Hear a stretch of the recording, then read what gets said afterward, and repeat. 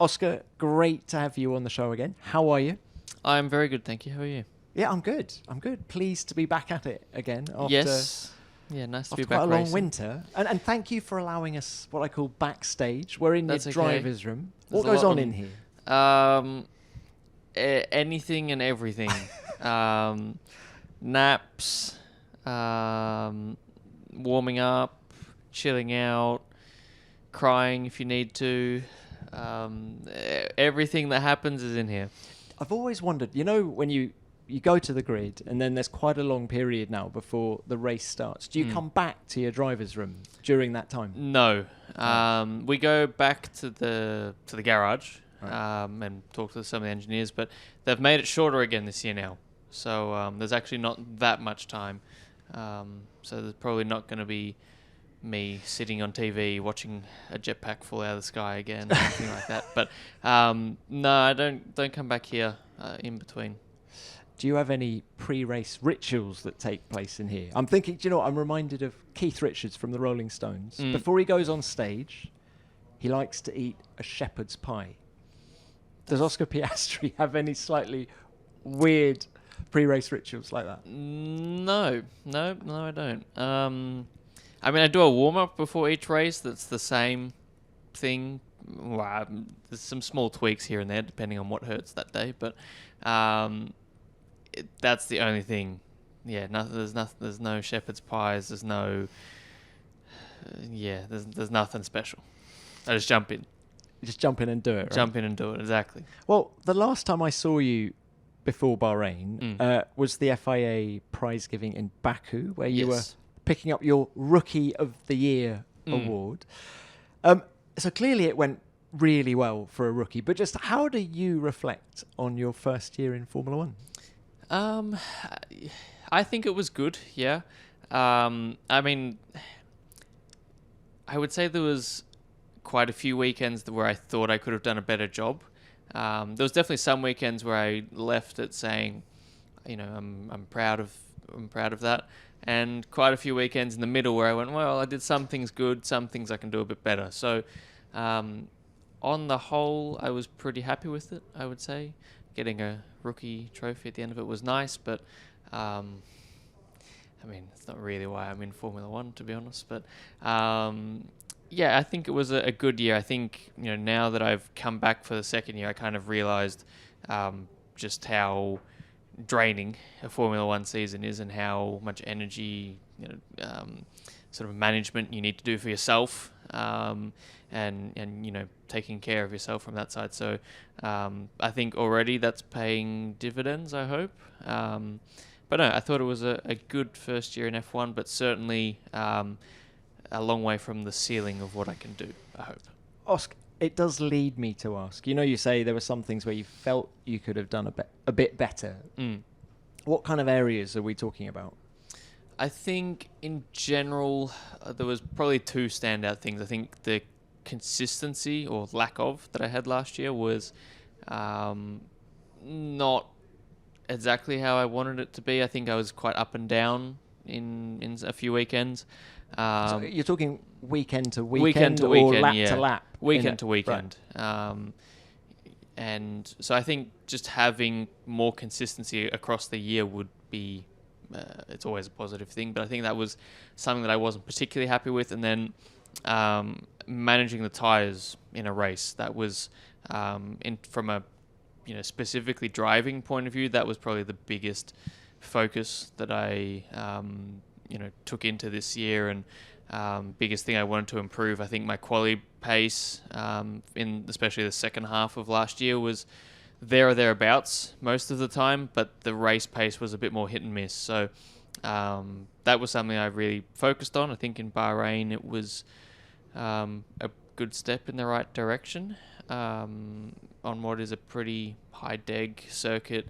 I felt like my tyre management was decent. So that was a big focus for me, and hopefully we'll give myself a few more races to see if I've really kind of turned it around. But I think it's been a good start on that front. Do you know, all this raises the question of just how hard it is for rookies to come into Formula One. And is it a coincidence that 2024 is the first year in history that we have no rookies because teams aren't willing to risk? I mean, yes and no. It is very tough. I think for me, like coming to F1, it's the first time I've raced against people that are so experienced in just in life, but in anything. I think in all my junior racing I did, I think the most experience somebody had was 3 years in the same category. And in my first season, Lando, who is not exactly old, he already had 5, or 4 going into his 5th. So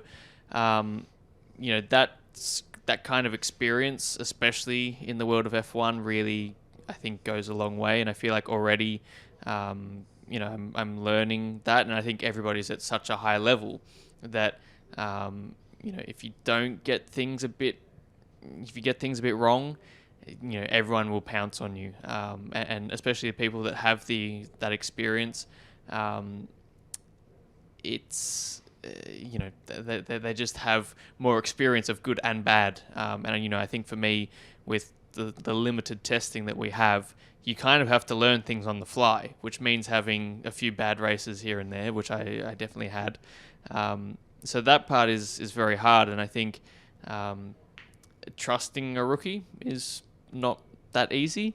I think McLaren took definitely I want to hope a calculated risk on bringing me into the team, but there's always kind of that uncertainty on firstly whether you're gonna survive in the world of F1. It's certainly not easy, and then whether you're gonna be capable and have that sort of room to develop over time as well. So I think it is very tough. I feel like more rookies maybe should be given a chance. I think it'll be interesting to see what happens to the 2025 grid.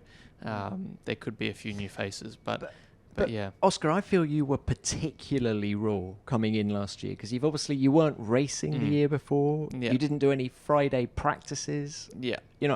Actually, in hindsight, when did you feel fully up to speed? A week ago in Bahrain. I think, are we talking mid-season? I think even towards the end of the season, I think there was kind of 2 factors at play. I think probably about mid-season, I started to feel more comfortable and more confident. I think once you get a few results on the board, or even if it's not results, your teammate is your best comparison. So I think if you get a few decent results against your teammate on the board, or you get close even, it boosts your confidence a bit. And then mid-season there was a few good results, I think. Was that the catalyst for you feeling comfortable? Was the good results, or was it one change technically to the car, or a change in approach? Or not really. I always try to remove results from my mindset and my thinking, but I think especially when you've not had any and when you're so new, you sometimes need that result. And I think for me, even in my junior racing, sometimes even in testing, it was like a lap in testing that I drove well, the car was good, that's what I need the car to feel like every time. Just those kind of things to anchor yourself on are very important. And I think Silverstone last year was definitely the first kind of place where I felt that genuinely. I think even here in Saudi, I qualified in the top 10 for the first time, and that was at the time a very big result for us and for me personally. So I gained quite a lot of confidence from that result.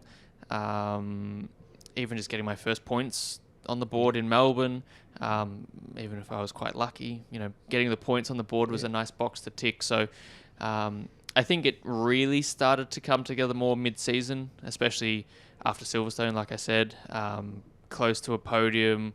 I felt like that was one of my strongest weekends of the year, but that's where it took a bit of a turn for the better.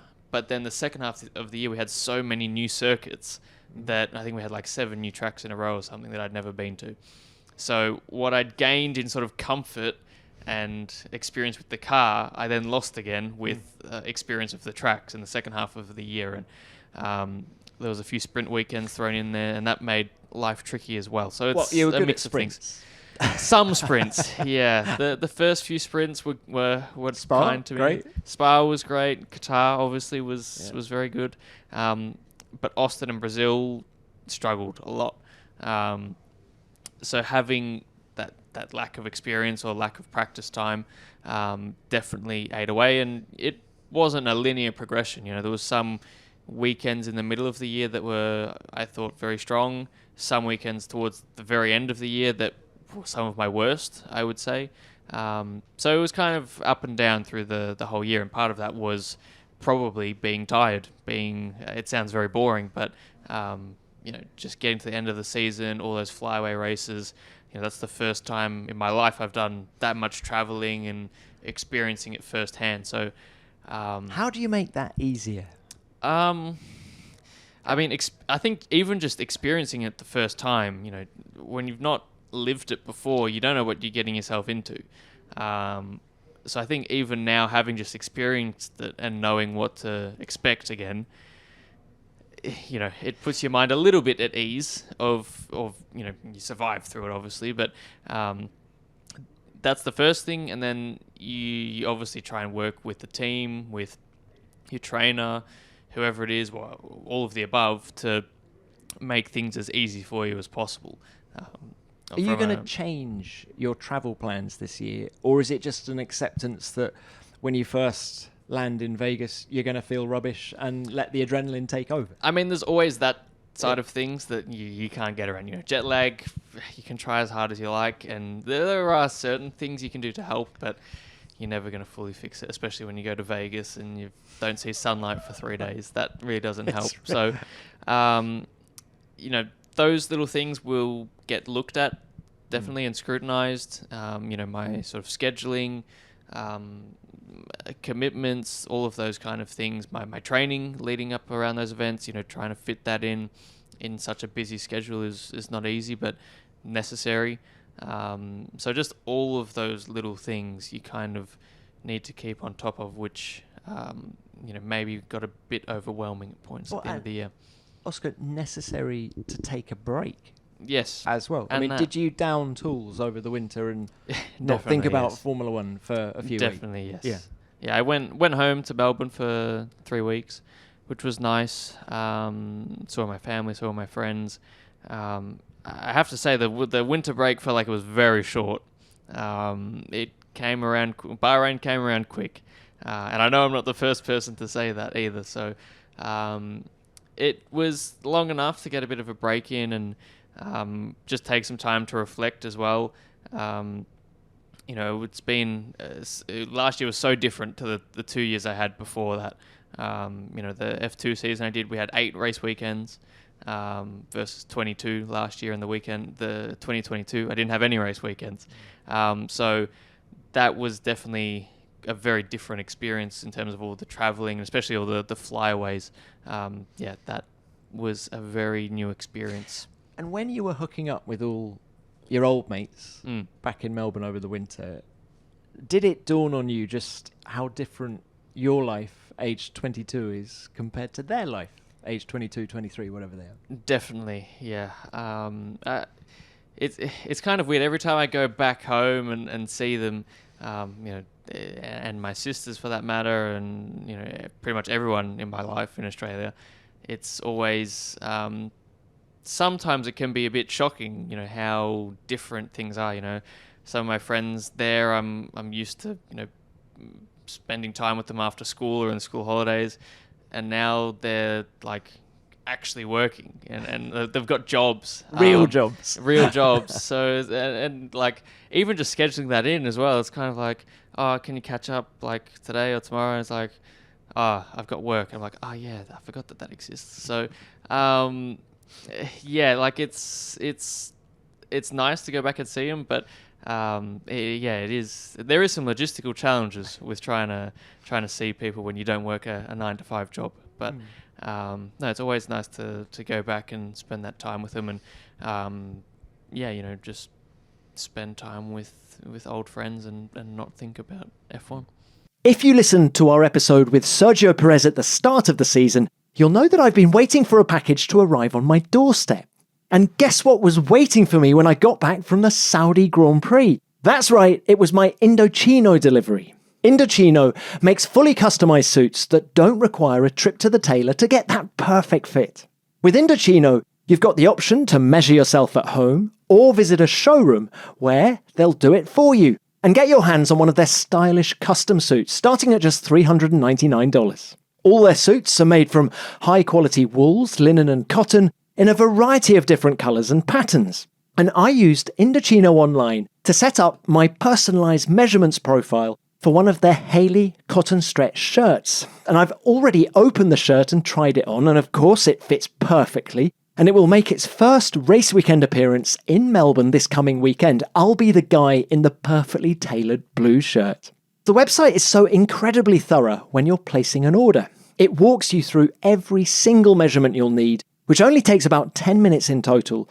And when it comes to customization, they've thought about everything from the length to the buttons, the collar and the pockets. And I loved that you even had the option to select what style cuff you wanted to go for. It's these little details that make all the difference. So level up your game with Indochino. Go to Indochino.com and use the code GRID to get 10% off any purchase of $399 or more. That's 10% off at Indochino.com with the code GRID. I did just want to ask you about the sprint in Qatar. Of course, you won the race. And one of the things, apart from your speed, obviously, that really stood out for me last year was your coolness. Ice cool, sort of Raikkonen-esque, I feel. I want to ask you what it was like. You're leading that race. Max Verstappen is bearing down on you. What were you thinking at that moment? A few things. I think the first thing was I knew there wasn't that long left in the sprint. I think there was like 5 laps left or 6 laps left. And the gap was like, I want to say 2 seconds or 2.5 seconds. So I knew it was going to be pretty tight because, I mean, I don't need to say more, do I? So at that point, I was kind of like, how quickly is he going to catch me? And like, how hard am I going to have to fight? But then after like the first lap, he got into second, and then the second lap, he didn't take that much out of me. I think even the second lap, we were pretty much even. So from that point onwards, I was actually quite confident that we could win. And then from that point, it was a very long, like 2 or 3 laps trying to get to the end. But I was honestly quite relaxed. But those first couple of laps, it was, quite the opposite. Just know, I've been in that position, fortunately, a couple of times in my career already, and it's an interesting feeling when you've got a quicker car behind you. But that time we had enough to hang on, which was cool. We've referenced race management already, and is there anything you can do? Explain for us mere mortals who have never driven a Formula 1 car. Is there anything you can do to prepare your arsenal for the attack from someone like Max Verstappen in terms of looking after your tyres? Were you driving differently before he got up behind you? Is there anything you can do with all the systems in the car that... To a very limited extent, yes. You can do some things. You can look after the tyres a little bit better.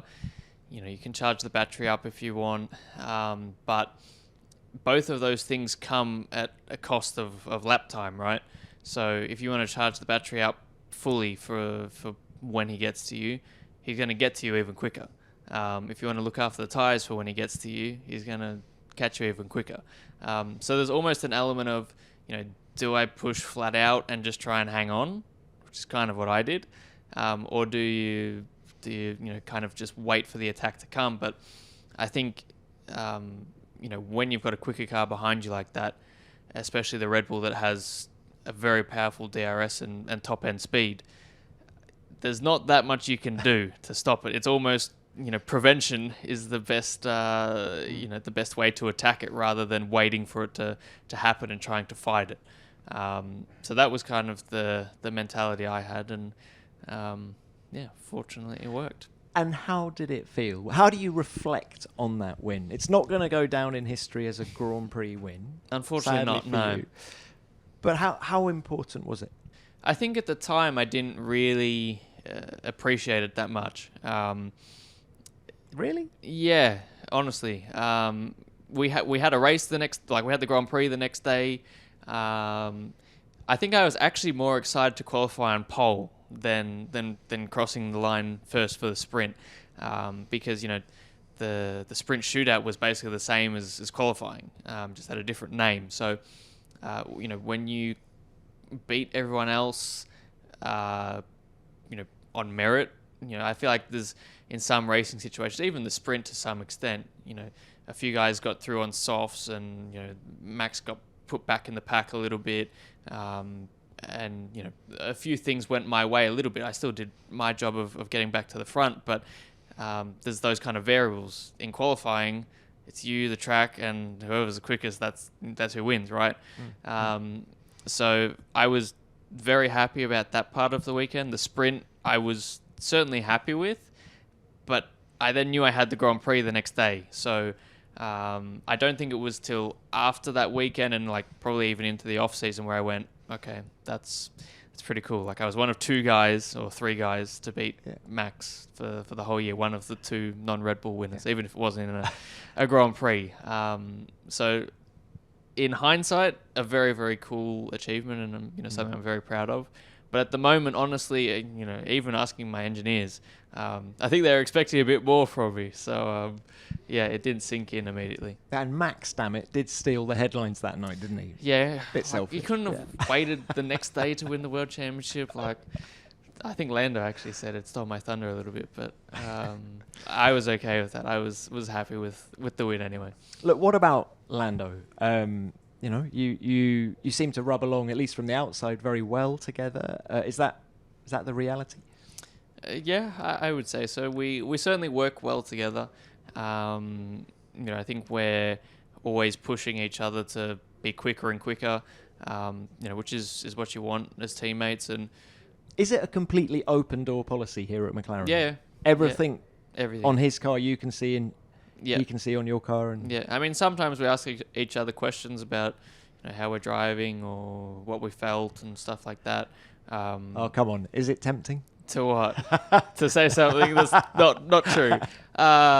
No, of course not. The problem is the data doesn't hide anything. Yeah, exactly. The data doesn't lie. So I mean, we share, everything from that side of things. So I think we work together really well. And I think last year, I'm certainly not going to take credit for the turnaround that we had, but I like to think that the way that me and Lando worked together, helped boost everyone in the team a bit.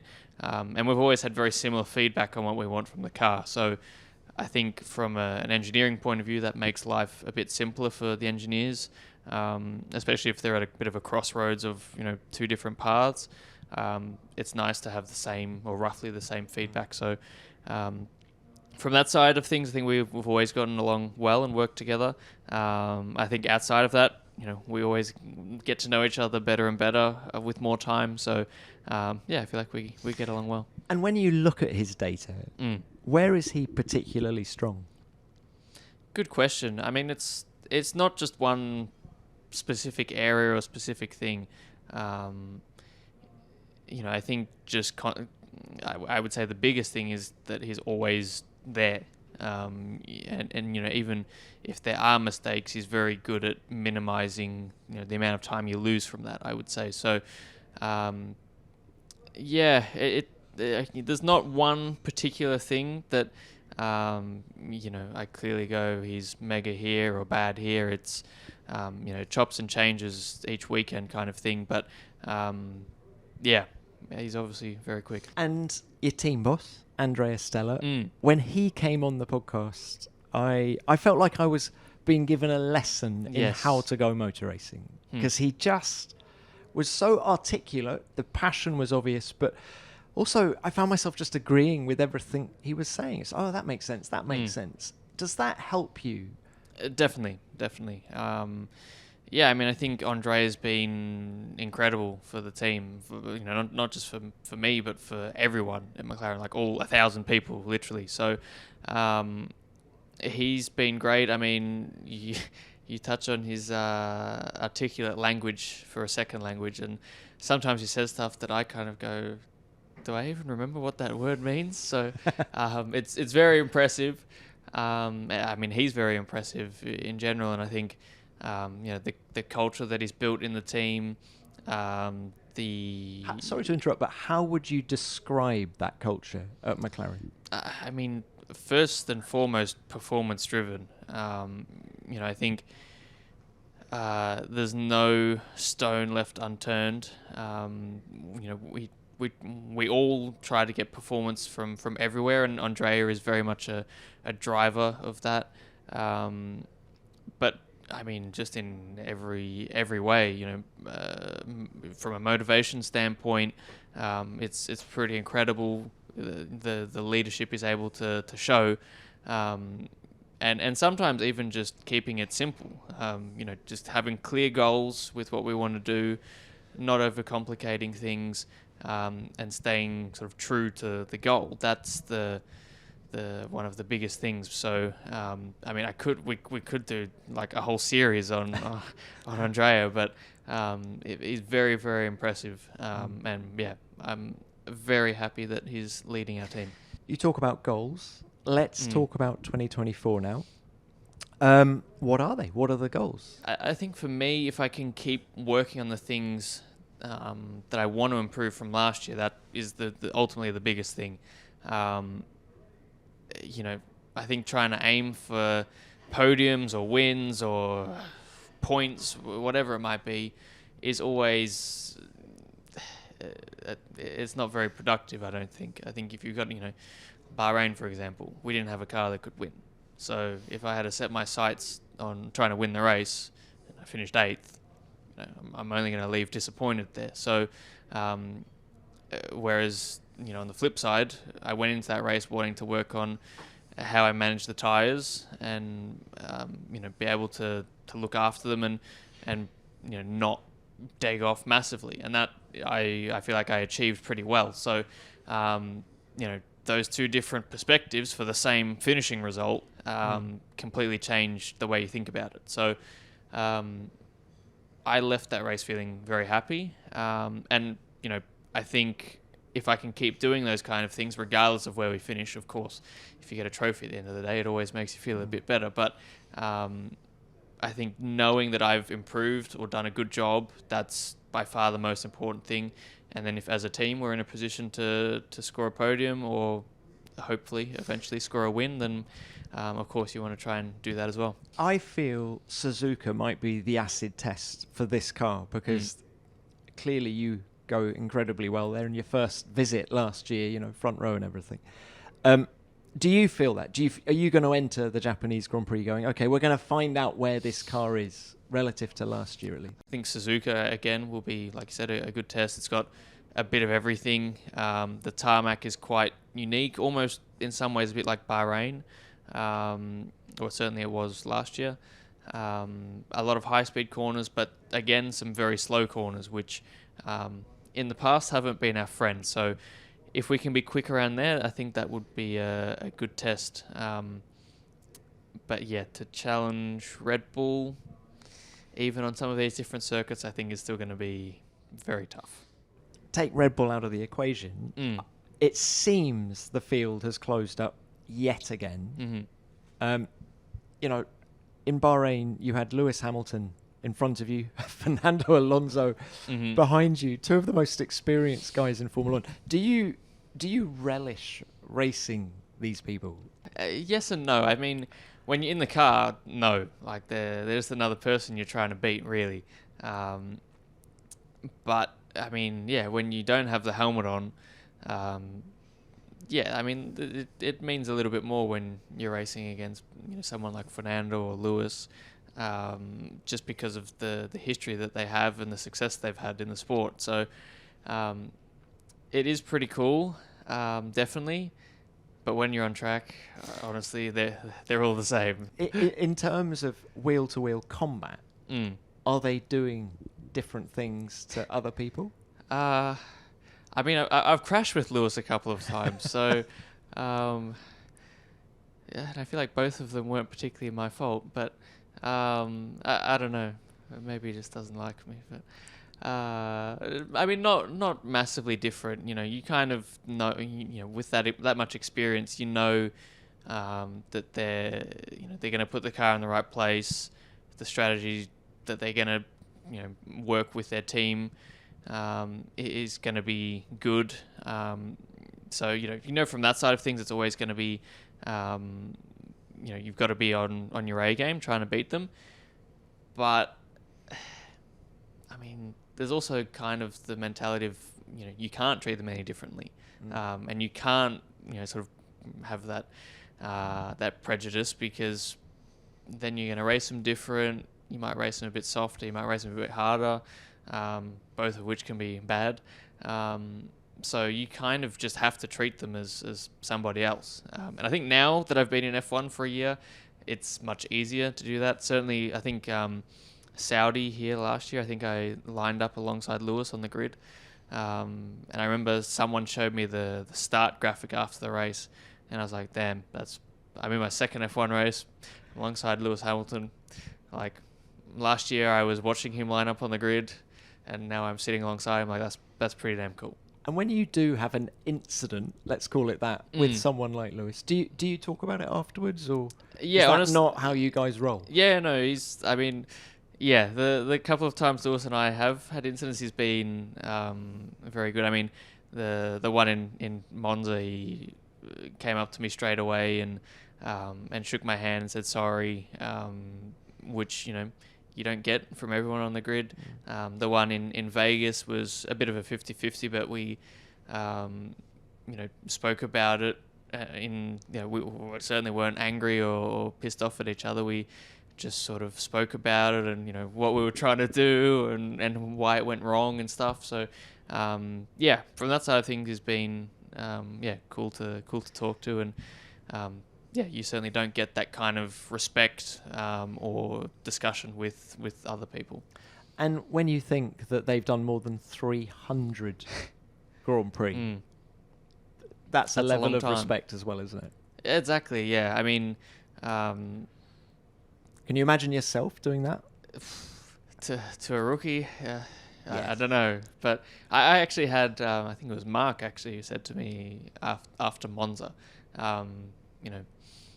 if he didn't think much of you, he wouldn't have come and said anything. Which I'm going to trust Mark on that one. I feel like that's a good bit of advice or wisdom. But that's a long time, and Lewis has not had that many incidents in his life, so it could be easy for him just to brush it off. But I had a lot of respect. Of course, I wish that we didn't crash in the first place, but I had a lot of respect for being like that. You mentioned Mark Webber, of course, your manager. That's one example of how he's helped you, I guess. But give us some other examples of how useful it is to have him as your wingman and the kind of advice he can give you. Where to start? I mean, it's so many areas. I mean, the first one is just the behind the scenes stuff. All the paperwork, sorting out schedules. Just making my life as simple as possible. But anyone could do that for you, right? Anyone could do that, but Mark has lived it through my shoes before. So, he knows that if I'm spending an extra half an hour here, an hour here, or whatever it might be, he knows the effect that that's going to have on the weekend. If I have to go into the weekend with distractions from something else and whatever's going on, he knows the impact that that's going to have because he's been there himself. So having somebody that's done that, been a driver themselves, had a long career, had a successful career, that in so many areas is incredibly helpful. So that side of things is very important. Just even from a team point of view, he's been in a championship-winning team in F1, in WEC, in sports cars before that. So even just kind of the mindset and mentality he brings from that side of things is very insightful and very useful. And even still now, he comes up with questions for me that I haven't even thought about sometimes. So he definitely is, just as sharp as ever. And from a driving point of things, he's, on it, trying to help me, or in some cases, point out where I'm going wrong or whether I can do something different or better. So it's just so many areas that he's invaluable for. This is an advertisement from BetterHelp.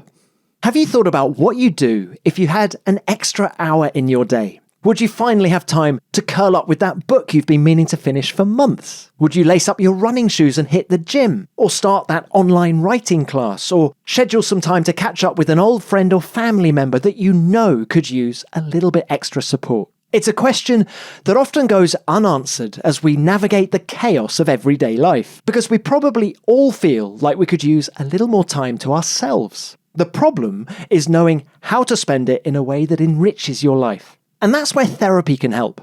You might not realize it, but therapy isn't just for people dealing with major trauma or crises. It's about discovering what makes you happy and making those things a priority. It provides a safe space to explore your values, set boundaries, and learn positive coping skills. Therapy empowers you to be the best version of yourself, spend more time focusing on the things you love, and unlock the possibilities of a more fulfilling life. With over 1,000 therapists in the UK already, BetterHelp can provide access to mental health professionals with a wide variety of expertise in mental health. Our listeners get 10% off their first month at betterhelp.com/grid. That's betterhelp.com/grid. Well, let's throw it forward to the home GP. The home GP.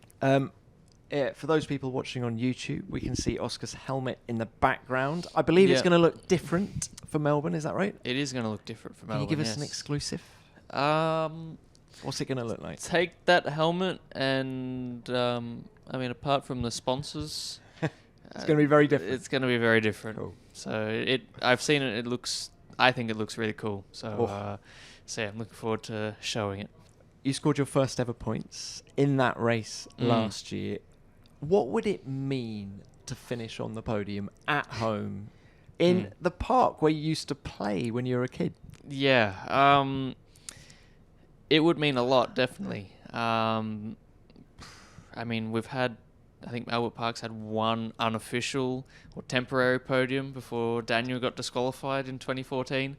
And of course, Mark got on the podium. Mark got on the podium, but he didn't finish on the podium. That was back in 2002 when he finished fifth. But. So it would mean a lot, and I think if there's one race on the calendar that you want to do well at, it's always your home race. So of course, I would love to get on the podium there. We'll see if we're competitive enough to do that, but if we are, then. Even if we're not, I'll be doing my best to try and make it happen. And the family's coming? Yes, everyone will be there, which is cool. Is your grandma going to be there with her Lamington? With her Lamingtons and rum balls, probably, yes. Can you explain for non-Aussies what a Lamington is? So a Lamington is kind of like I want to say it's like sponge cake, kind of. And it depends a bit on the Lamington, but... It's like sponge cake with a bit of jam in the middle, and then it's rolled in like cocoa or like something, but it sticks to the sponge, and then it's rolled in coconut. So it's very nice. And she delivered for the whole team? Yeah, so that was a different thing. She delivered, they're called rum balls. Okay, what's that? They're like, it's a specific type of biscuit. I forget what type of biscuit. But you crush it up, mix it with condensed milk and cocoa powder. You make it into a ball. If you're an adult, you put rum in it. My grandma's never put rum in it because, they were a childhood treat, so responsible. But I personally think they're better than Lamingtons. So she made a bunch of them. She made like hundreds of them for the team, and they were all gone within about half an hour. How's the production process going? Is she on? I haven't checked in. I should, but I'm sure they'll be there in bulk. And you have some of the Aussie cricket team turning up. Mm-hmm. Yes. Nathan Lyon, Usman Khawaja, and Alex Carey. Am I right? I think so. I need to double check, but yeah, there's definitely some of them coming, which is very cool. And it reminds me of when you were in the nets last summer during the Ashes series, and looking pretty tidy with the bat. I've got to give it to you. I mean, I'll be honest with you, that was probably the best I've ever batted in my life. Yeah, you look very relaxed. I had a few good ones. I mean, Nathan Lyon was bowling very slowly to me. Yeah, but he was putting a lot of spin on it. I'm sure he could have tried more. So you were wearing jeans, actually, and anyone who's played cricket will think, how's that working with the box? I did actually think that so I didn't myself. have a box. I mean, I didn't have any kit with me, so I wore Nathan Lyon's actual match kit, which was quite cool. A bit sweaty, admittedly, but I definitely don't want to wear his box. No, definitely not. So yeah, he was taking it easy on me, but that was honestly probably the best I've ever hit a cricket ball as well. So yeah, I won't be taking on that challenge anytime soon again. But clearly, from seeing that footage, do have a look on YouTube, everybody listening, if you want to see Oscar hitting a cricket ball very cleanly. But your hand-eye coordination is clearly very good. You're a racing driver, and I saw that in the nets as well. So I'm giving you this opportunity to say something to Alex Albon, who has publicly... wow. Oscar, he's publicly Here shamed we go. you. You're giving me my chance. So. He's publicly shamed you about your paddle playing. Yeah. What do you make of that? It's absolute nonsense. Absolute rubbish. I will admit, I'm not the best. I've played against some people that are good, but I'm certainly not the worst. It's getting personal now. I saw they did another video today, as of when we're recording. He's done it again. Yeah, they've put my face on a paddle racket to try and. I mean, I haven't seen the video yet, but yeah. This is not finished, so I think it's going to probably end up in a McLaren versus Williams paddle game. Can I be there to witness that? Yes, you can. We might sell tickets and everything. But yeah, this is not over. But I'm not taking it because I'm definitely not the worst. Nowhere near. Well, look, Oscar, I did want to end this just by saying, if we hook up at the end of the year, season's just gone. We've done 24 races. We're both probably pretty shattered. You way more than me, obviously. What would be a good year for Oscar Piastri? You say constant improvement. Mm-hmm. Will that be enough as long as you know you've done a good job and you're not going to put a number on it? I think yes. I mean,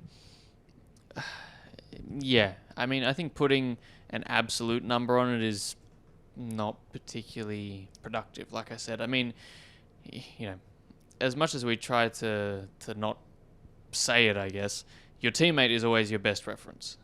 So, you know, naturally, how I stack up against Lando, both, you know, especially externally, is what's going to be looked at. But also, you know, I want to beat everybody, which includes Lando. So, you know, I want to be able to try and do that.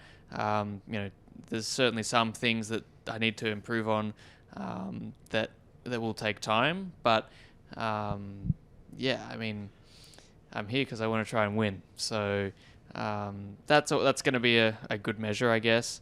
But yeah, just the constant improvement is the biggest thing. And, you know, I say I want to beat everybody, but the constant improvement is what's going to make me beat everybody. So focusing on that is the important part, and then hopefully the rest does what it needs to do. Well, look, very good luck with that.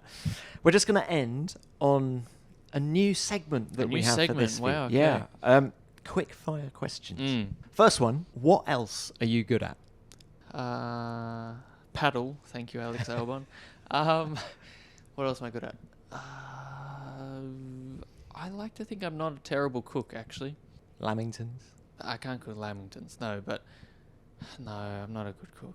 I feel like you should ask everyone this question. This is really funny. I am, and this is the most difficult question for anyone by to far. I mean, we spend so much time trying to be good at driving race cars that we don't have that much time for anything else. I want to say that, let's say in the F1 field, I reckon I can back myself as the best cricketer. Which racing driver, dead or alive, would you want to be stuck in a lift with? I mean, someone who can fix the lift, ideally. That would be good. I don't know. Probably Senna. I've spoken to Alain Prost before, so I think he's out of the running because I've already spoken. Probably Senna. I think Jackie Stewart would be. I mean, I've spoken to Jackie as well. And you could be stuck in a lift for a very long time and not run out of conversation with Jackie. What is it about Senna? I mean, just firstly how quick he was, the sort of style that he had as well, but also like just the way he went about racing and like trying to improve the sport as well. Yeah, I think that's kind of why I'd want to be stuck with Jackie as well. The way he was, of course, successful, but improved the sport, to in some ways what it is today. That would be very cool to learn about. I see you as more Prost than Senna. I've had that before. Maybe that's why you want to get stuck in a lift with it. Maybe, yeah. I mean, See the I've other side. also met Alan and spoken to him at good length a few times. So I'll go with Senna just to see what he was like. Who would play you in a film? I don't know enough actors. Let's go Brad Pitt. Of course, right? Brad Pitt or Tom Cruise, right? Exactly, one of the two. All right. Who is the coolest person in your address book? As in, like, in my phone?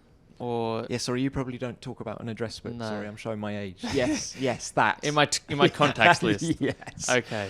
Rephrase the question next time, Tom. Yeah. I mean, probably Alan Prost. I feel like that's a pretty cool person to have the phone number of.